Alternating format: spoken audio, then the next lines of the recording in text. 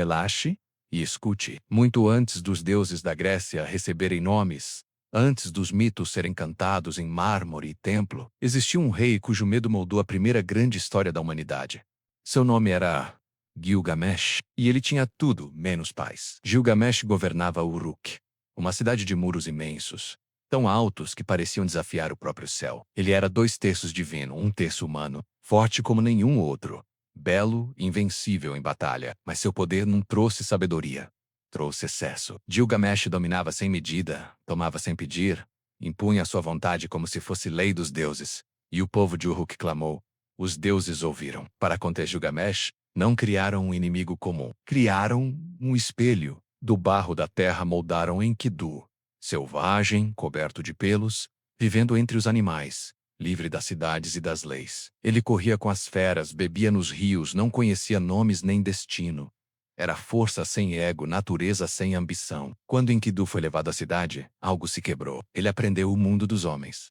O pão, o vinho, a palavra, o desejo. E ao encontrar Gilgamesh, não houve saudação, houve confronto. 2 gigantes se chocaram como tempestades. A terra tremeu. As paredes de Uruk estremeceram. E então, algo inesperado aconteceu. Eles riram. Da luta nasceu respeito. Do respeito, amizade. Pela primeira vez, Gilgamesh não estava sozinho, no topo. Pela primeira vez, alguém podia caminhar ao seu lado. E isso mudou tudo. Juntos decidiram buscar glória, não porque precisassem, mas porque o coração humano teme o silêncio. Eles partiram para enfrentar Baba, o guardião da floresta sagrada.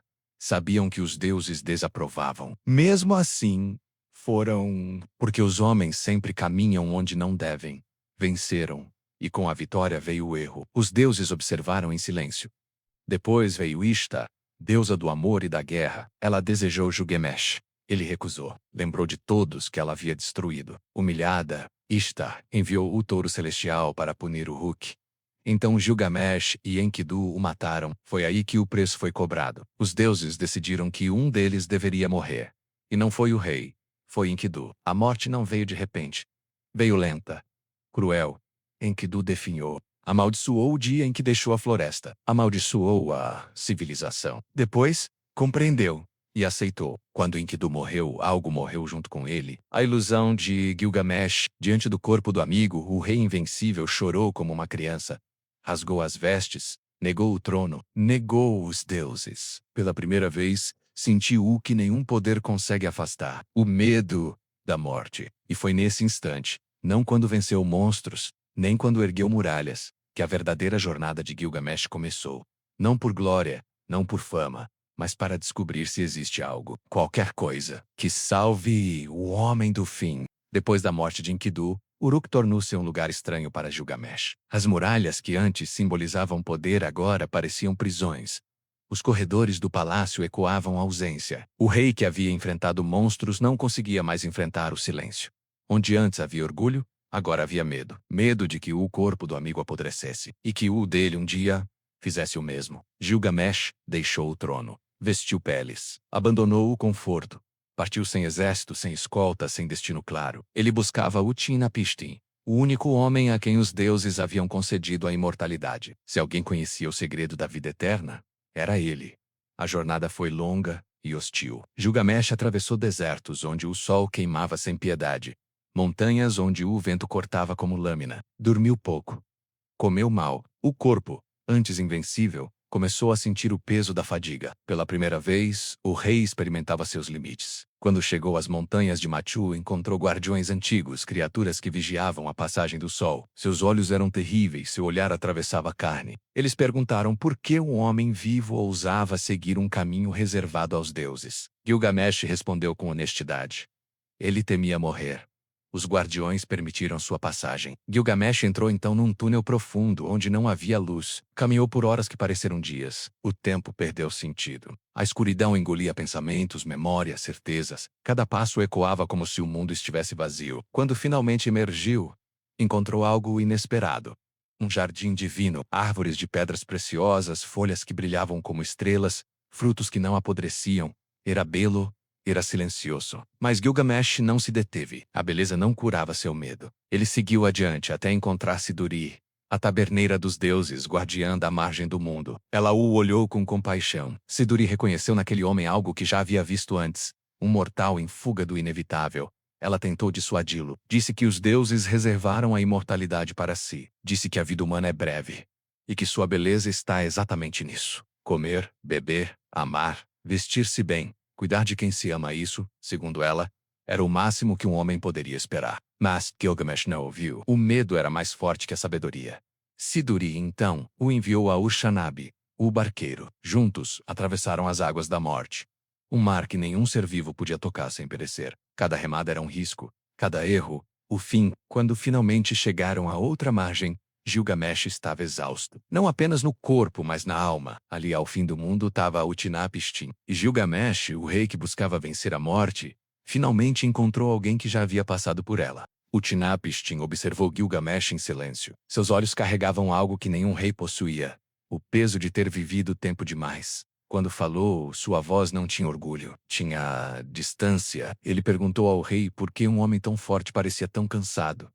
Gilgamesh respondeu sem rodeios: teme a morte, temia tornar-se pó como Enkidu. Então, Utnapishtim contou sua história. Muito antes os deuses decidiram destruir a humanidade. O barulho dos homens havia se tornado insuportável. Enlil queria silêncio.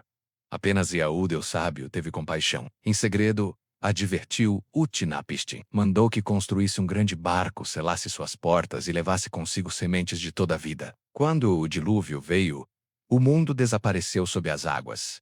Cidades, campos, vozes, tudo foi engolido. Por dias e noites, o barco flutuou num vazio sem horizonte, até que por fim a água recuou. A vida recomeçou. Os deuses, arrependidos do excesso, concederam a Utnapishtim e a sua esposa aquilo que nunca mais dariam a nenhum outro humano: a imortalidade. Gilgamesh ouviu em silêncio, mas o que ele ouviu não foi esperança. Foi distância, porque percebeu que a imortalidade não veio como recompensa por virtude, mas como acidente, um erro irrepetível. Ainda assim, Utnapishtim ofereceu uma prova. Se Gilgamesh conseguisse permanecer acordado por 6 dias e 7 noites, talvez estivesse apto a desafiar o destino. O rei aceitou. Sentou-se, fechou os olhos por um instante e dormiu. O sono o venceu como sempre vence os mortais. Quando despertou, o tempo havia passado. Pães marcavam os dias. A prova estava perdida. Gilgamesh chorou. Então, tomado de pena, Utnapishtim revelou um último segredo. No fundo das águas crescia uma planta capaz de restaurar a juventude. Não concedia a imortalidade, mas renovava o corpo. Gilgamesh mergulhou. Amarrou pedras aos pés, alcançou a planta. E, pela primeira vez desde a morte de Enkidu, sentiu esperança. No caminho de volta, exausto, decidiu descansar. Enquanto dormia, uma serpente sentiu o perfume da planta, aproximou-se e a devorou. Trocou de pele. Renovou-se. Partiu. Gilgamesh acordou de mãos vazias. E naquele momento compreendeu. Não houve grito, não houve fúria. Apenas silêncio. O rei entendeu que tudo o que buscara estava fora de alcance. A imortalidade não era prêmio, era exceção. O destino do homem era viver e morrer.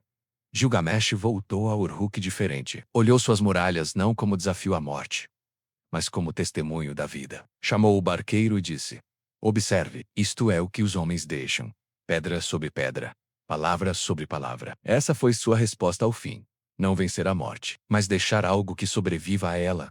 Quando Gilgamesh retornou a Uruk, não voltou como herói vitorioso. Voltou como homem desperto. O medo que o havia empurrado até o fim do mundo agora caminhava ao seu lado, silencioso mas domado. Ele havia perdido a planta da juventude, perdido a ilusão de escapar da morte, perdido a última esperança de ser exceção. E ainda assim, algo havia sido ganho: clareza. Gilgamesh subiu as muralhas da cidade e observou o que antes ignorava. As pedras alinhadas, as ruas cheias de vozes, as casas simples, os gestos cotidianos. Tudo aquilo era frágil. Tudo aquilo era passageiro. Mas tudo aquilo existia porque alguém construiu, cuidou, permaneceu. Ele compreendeu então que a imortalidade não vive no corpo. Vive naquilo que se deixa para trás. Utnapishtim estava certo. A vida eterna concedida a um homem não salvou a humanidade do sofrimento nem trouxe sentido ao mundo. O que sustenta os homens não é durar para sempre, mas viver de modo que a própria existência tenha peso. Gilgamesh entendeu que o tempo não é inimigo, é medida. É ele que dá valor a cada gesto. A amizade com Enkidu foi breve, e justamente por isso foi infinita. O rei que antes buscava glória, agora buscava ordem. Governava com mais cuidado. Escutava mais, Impune, a força não havia desaparecido, mas agora era contida pela consciência.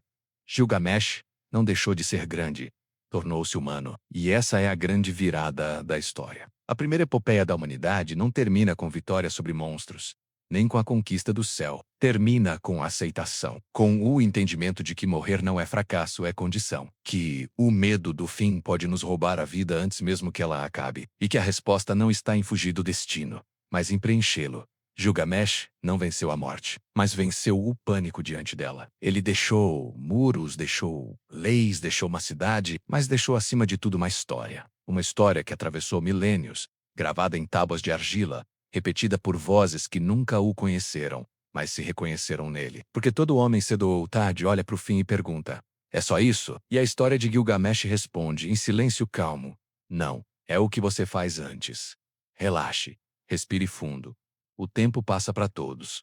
Mas aquilo que é vivido com verdade, permanece,